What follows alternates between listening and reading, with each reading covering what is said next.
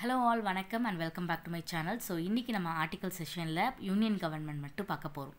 So union government வந்து பாத்தீங்கன்னா part 5ல வந்து இருக்கு. So ஏற்கனவே பார்ட் 1 வந்து யூனியன் அண்ட் இட்ஸ் டெரிட்டரி பார்த்தோமா. அதே மாதிரி பார்ட் 2 சிட்டிசன்ஷிப் யூனிட் பார்ட் 3 வந்து பாத்தீங்கன்னா ஃபண்டமெண்டல் ரைட்ஸ், பார்ட் 4 வந்து dpsp, part 4a fundamental duties and part 5 வந்து யூனியன் கவர்மெண்ட் ஃபுல்லாவே பார்ட் 5ல தான் வரும். ஓகேவா? இத போன பார்ட் 1ஓட லிங்க் வந்து நான் டிஸ்கிரிப்ஷன் பாக்ஸில் கொடுக்குறேன், செக் பண்ணி பாருங்கள். ஸோ அதோட கண்டினியூட்டி தான் இந்த வீடியோ. ஓகேவா? இப்போ யூனியன் கவர்மெண்ட்டுன்னு எடுத்துக்கிட்டோம் அப்படின்னா நமக்கு என்னென்ன ஆர்டிக்கல்லேருந்து வரும் அப்படின்னா 52லேருந்து 151 வரைக்கும் வரும்.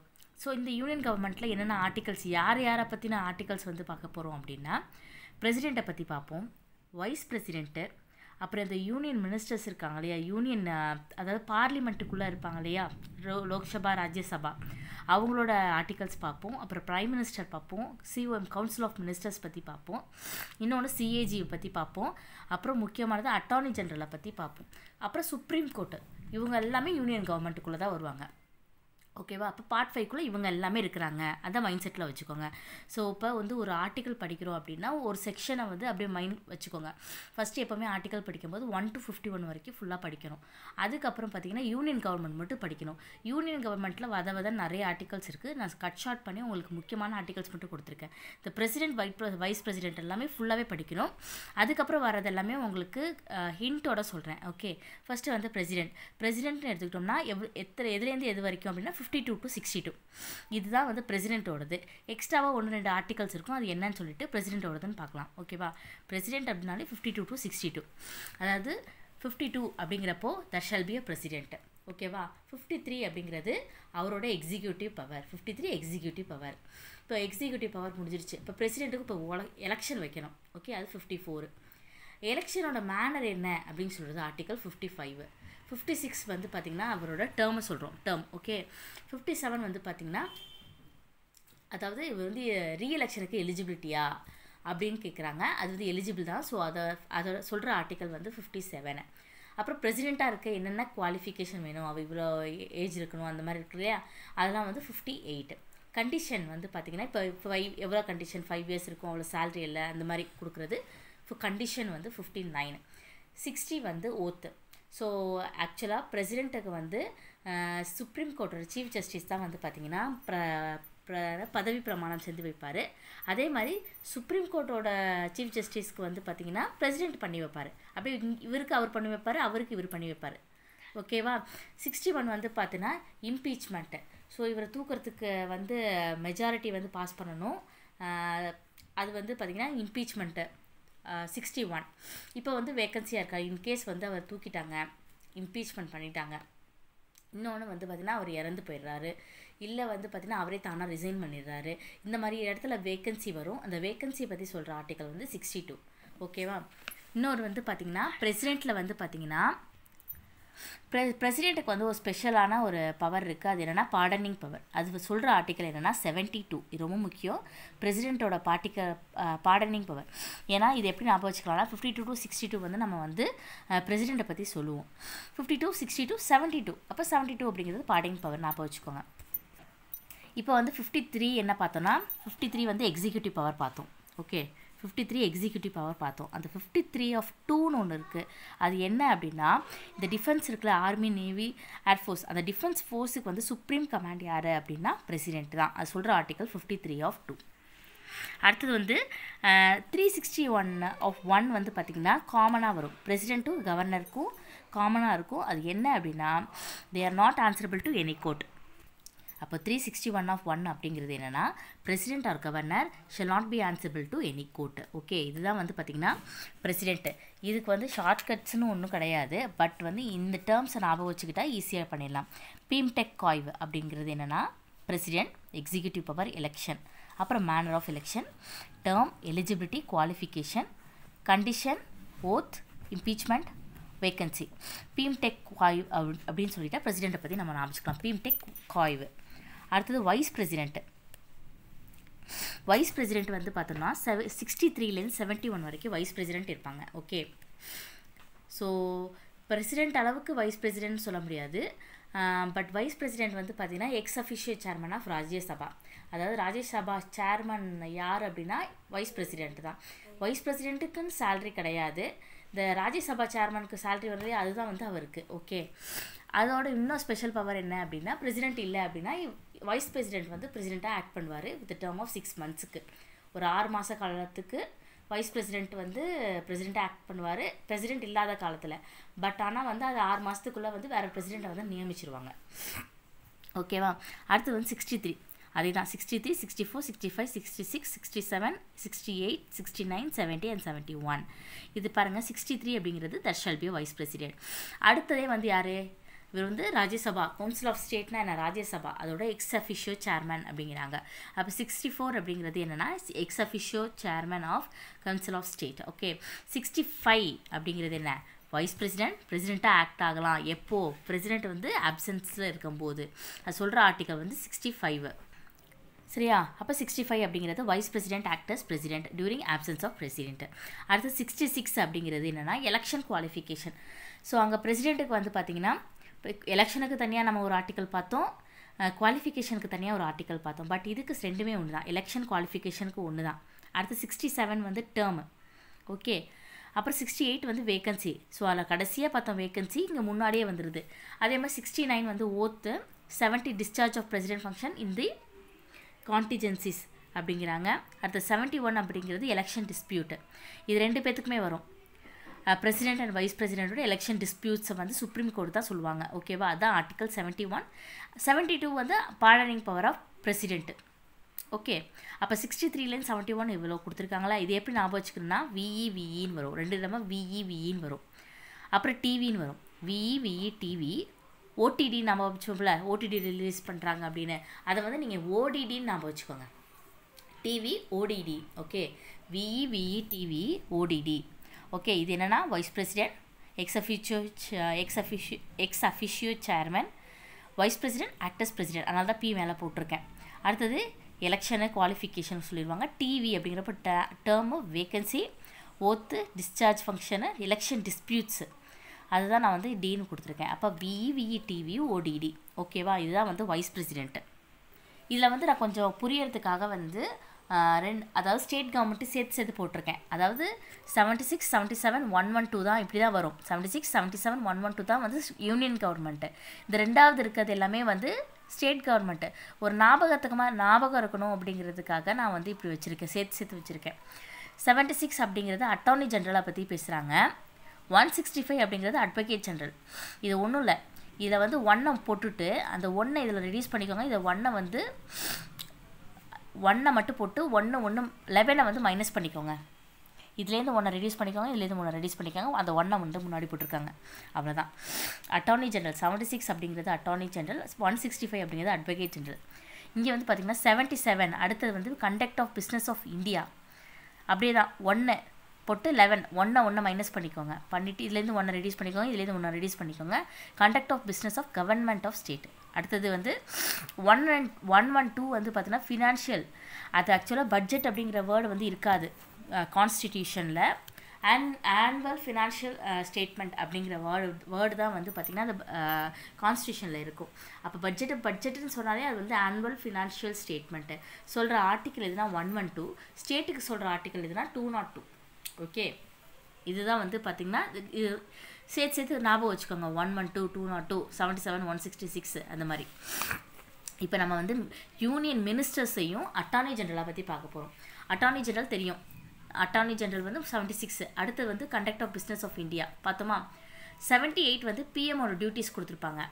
இது அப்படியே வந்து 167 வந்து ஸ்டேட் கவர்மெண்ட்டில் தனியாக பார்க்கலாம். பட் இருந்தாலும் ஒரு க்ளூக்காக 1 மைனஸ் பண்ணிக்கிறீங்களா அப்படின்னா 167 வந்து பார்த்திங்கன்னா சிஎம்மோட டியூட்டிஸை பற்றி சொல்லுவாங்க. ஓகேவா?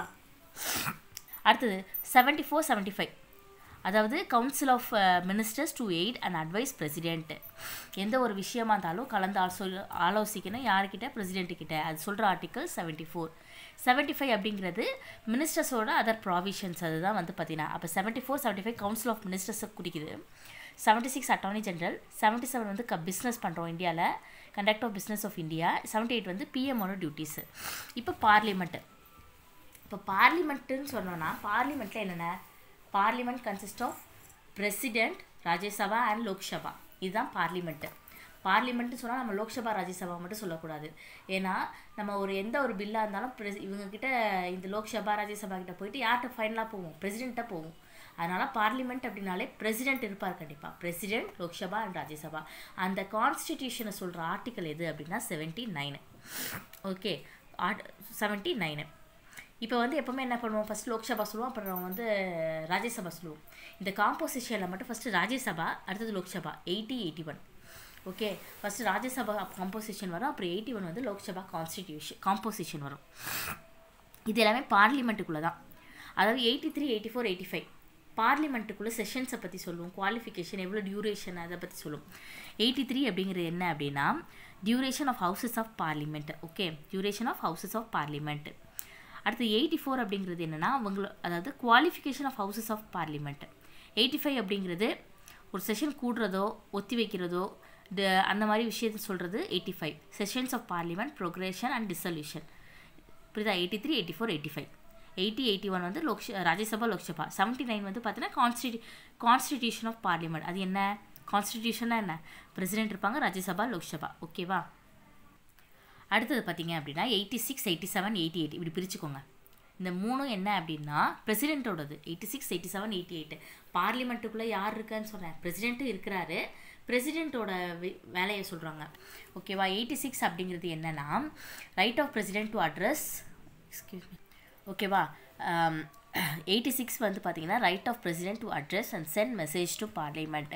ஸோ பார்லிமெண்ட்டுக்குள்ளே பிரசிடென்ட் இருக்கார். பிரசிடென்ட் அட்ரஸ் பண்ணுவார், மெசேஜ் சென்ட் பண்ணுவார். அது சொல்கிற ஆர்டிக்கல் 86. அடுத்தது ஸ்பெஷல் அட்ரஸ் ஆஃப் பிரசிடென்ட். இது என்ன அப்படின்னா ஒரு எலெக்ஷன் முடிஞ்சதுக்கப்புறமும் சரி, அந்த நியூ இயர் வருது இல்லையா, ஒரு வருஷத்தோட ஃபஸ்ட்டு நியூ இயர் கழித்து வர கூடுற மீட்டிங் சரி, பிரசிடென்ட் ஸ்பெஷல் அட்ரஸ் கொடுப்பாரு. அது சொல்கிற ஆர்டிக்கல் 87. 88 என்ன அப்படின்னா அதாவது மினிஸ்டர் ப்ளஸ் அட்டார்னி ஜெனரல் அவங்களோட உரிமை ரைட்ஸை அந்த ரெஸ்பெக்டிவ் ஹவுஸில் சொல்கிறது 88. ஓகேவா? அடுத்தது 89, 93 மித்த ஆர்டிகல்ஸ்லாம் அவ்வளோ இம்பார்ட்டண்ட் இல்லைன்னா நான் ஸ்கிப் பண்ணிவிட்டு இந்த இது கொடுத்துருக்கேன். 88, 93. இங்கே பாருங்களேன், இது 89 வச்சுக்கோங்க. இது அப்படியே போட்டால் 98. 98 அப்படியே 98ல் 8ல் 3 பாதி மாதிரி இருக்கா, இப்படி ஞாபகம் வச்சுக்கோங்க. 89 சேர்மன் அண்ட் டெப்யூட்டி சேர்மன். அதாவது ஃபஸ்ட்டு ராஜ்யசபாவை சொல்லியிருக்காங்க, சேர்மன் பற்றியும் டெப்யூட்டி சேர்மனை பற்றி சொல்லியிருக்காங்க. 93 ஸ்பீக்கர் அண்ட் டெப்யூட்டி ஸ்பீக்கர் சொல்லியிருக்காங்க. ஸோ சேர்மன், டெப்யூட்டி சேர்மன் அப்படிங்கிறது ராஜ்யசபையால் இருப்பாங்க. ஸ்பீக்கர் அண்ட் டெப்யூட்டி ஸ்பீக்கர் அப்படிங்கிறவங்க லோக்சபாவில் இருப்பாங்க. 89, 93. ஓகேவா? அடுத்தது இது எல்லாமே இந்த மினிஸ்டர்ஸ் இருக்காங்க இல்லையா, இவங்க எம்பி மினிஸ்டர்ஸு மெம்பர்ஸு, இவங்கள மெம்பர் தான் மினிஸ்டராக இருப்பாங்க. அதுதான் சொல்கிறாங்க. ஓகேவா? யார்கிட்ட பதவி பிரமாணம் செய்வாங்க அப்படின்னா ஃபஸ்ட்டு ஓத்து. 99 அந்த ஓத்தை பற்றி சொல்கிறாங்க. 100 பார்த்திங்கன்னா காஸ்டிங் ஓட்டுன்னு சொல்லுவாங்க. இப்போ ஏதாவது ஒரு பில்லுக்கு டையாக இருக்கிறாங்க அப்படின்னா பிரசிடென்ட் ஒரு வைஸ் பிரசிடென்ட்டோட ஓட்டு போடுவாங்க. அதுதான் பார்த்தீங்கன்னா 100, ஆர்டிக்கல் 100. 101 பார்த்தோன்னா வெக்கேஷன் ஆஃப் சீட்ஸை வேக்கன்சியை சொல்கிறாங்க. 102 பார்த்தோன்னா டிஸ்குவாலிஃபிகேஷன் ஆஃப் மெம்பர்ஷிப். ஓகேவா? 102 அப்படிங்கிறது அவங்களோட அந்த மெம்பர்ஸோட டிஸ்குவாலிஃபிகேஷனை பற்றி சொல்லுது. 104 பெனால்ட்டி அப்படிங்கிறது என்னென்னா இப்போ 99ல் ஓத்து எடுக்கிறாங்க. சில பேர் ஓத்து எடுக்காமல் அந்த அவையில் உட்காந்துருப்பாங்க. ஓகேவா? லோக்சபாலேயே ராஜ்யசபாவில் உட்காந்துருப்பாங்க. அப்படி ஓத்து எடுக்காமல் உட்காடுறாங்க இல்லையா, அவங்களுக்கு ஃபைனு பெனால்ட்டி கொடுக்குறதா 104. 108 அப்படிங்கிறது ஒரு எமர்ஜென்சியை குறிக்குது. எமர்ஜென்சி அப்படிங்கிறத ஜாயின்ட் சிட்டிங். ஒரு சில கட்டத்தில் ராஜ்யசபா ஒத்துக்கிட்டா லோக்சபா ஒத்துக்காது, லோக்சபா ஒத்துக்கிட்டா ராஜ்யசபா ஒத்துக்காது.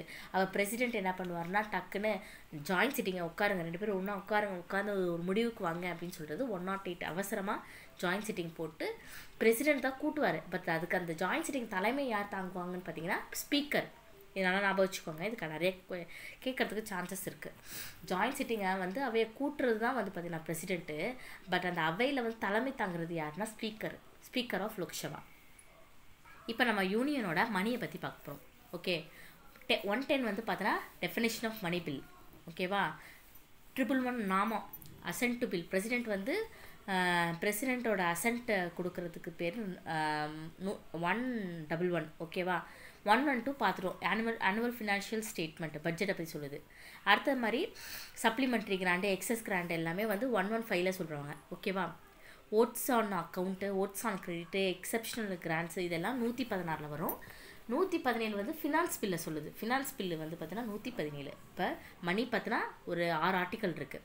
110 மணி பில்லு, 111 ஆர்டினரி பில்லுன்னு சொல்லலாம், இல்லைன்னா அசென்ட் டு பில்லுன்னு சொல்லலாம், பிரசிடென்ட்டோட அசென்ட் பில்லு.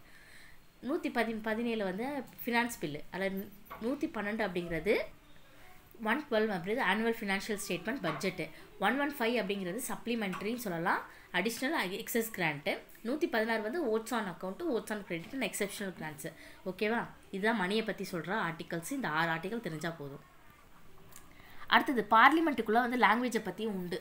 ஓகேவா? அது சொல்கிற ஆர்டிக்கல் என்னென்னா 122 language used in the parliament, அது 122. ஓகேவா? 123 அவசரமாக வந்து பிரசிடெண்ட் வந்து ஆர்டினன்ஸை ஒரு அவசர பில்லை போடுறாரு, அதுதான் வந்து பார்த்தீங்கன்னா 123 அப்படின்னா பிரசிடெண்ட்டோட ஆர்டினன்ஸ் பவர். ஓகேவா? அடுத்தது இப்போ நம்ம யூனியன் கவர்மெண்ட்டுக்குள்ளே தான் நம்ம என்ன சொல்லியிருக்கோம், சுப்ரீம் கோர்ட்டு சொல்லியிருக்கோம். Supreme court, there shall be supreme court சொல்கிற ஆர்டிக்கல் 124. அப்புறம் 131, 132, 133 ரொம்ப முக்கியங்க. Original jurisdiction, appellate jurisdiction. 133, 134ம் அந்த அப்பீலேட் ஜூரிஸ்டிக்ஷன் வந்து சிவில் கேசஸில், சிவில் மேட்டர்ஸில் இருக்கிறது 133, கிரிமினல் மேட்டர்ஸில் இருக்கிறது 134. ஓகேவா? சிவில் மேட்டராக இருந்தால் 133, கிரிமினல் மேட்டர்ஸாக இருந்துச்சுன்னா 134. அப்பீலேட் மேல்முறையீடு வந்து பார்த்தீங்கன்னா ஹை கோர்ட்லேருந்து சுப்ரீம் கோர்ட்டுக்கு நார்மலாக போச்சு அப்படிங்கிறது 132. ஒரிஜினல் ஜூரிஸ்டிக்ஷன் அப்படிங்கிறப்ப ஃபண்டமெண்டல் ரைட்ஸ் வயலேட் ஆகும்போது டேரெக்டாக நம்ம சுப்ரீம் கோர்ட்டுக்கு போகலாம் சொல்கிற ஆர்டிக்கல் 131. அடுத்தது 137 வந்து பார்த்தீங்கன்னா இந்த மேல்முறையீடு ஜுடிஷியல் ரெவ்யூ சொல்கிறது தான் பார்த்தீங்கன்னா 137. இதே நம்ம ஏற்கனவே ஃபண்டமெண்டல் ரைட்ஸ்லேயே வந்து இந்த கான்ஸ்டியூஷனல் சுப்ரீம் கோர்ட்டுக்கு போகிறோம் இல்லையா, அதுக்கு என்ன சொல்லுவோம்னா அப்புறம் என்ன சுப்ரீம் கோர்ட்டுக்கு போகலையே, அதுக்கு சொல்கிற ஆர்டிக்கல் 132. அடுத்தது 143. இது வந்து 143நாலே ஒரு ஹார்ட்டு. அந்த ஹார்ட் யாருக்கும்னா சுப்ரீம் கோர்ட்டுக்கும் பிரசிடென்ட்டு. அதாவது பவர் ஆஃப் பிரசிடென்ட். ஏதாவது ஒரு மேட்டரில் பிரசிடென்ட் வந்து பார்த்தீங்கன்னா சுப்ரீம் கோர்ட்டை கன்சல்ட் பண்ணலாம், அட்வைஸ் கேட்கலாம் அப்படின்னு சொல்கிறாங்க.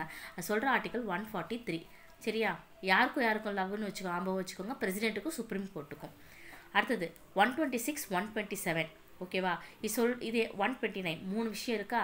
126, 127. Chief justice, acting chief justice appoint பண்ணுறது 126. அடாக் ஜட்ஜஸ், அடாக்னா என்னென்னா தற்காலிகமாக ஒரு 10 நாளைக்கு அந்த மாதிரி தற்காலிகமாக அடாக் ஜட்ஜஸை வந்து அப்பாயிண்ட் பண்ணுறது 127. அடுத்தது இந்த கோர்ட்டில் கேசஸ் நடக்கும் இல்லையா, அதை ரெக்கார்ட் பண்ணி வைப்போம் இல்லையா, அதுக்கு கோர்ட் ஆஃப் ரெக்கார்ட்னு சொல்லுவாங்க.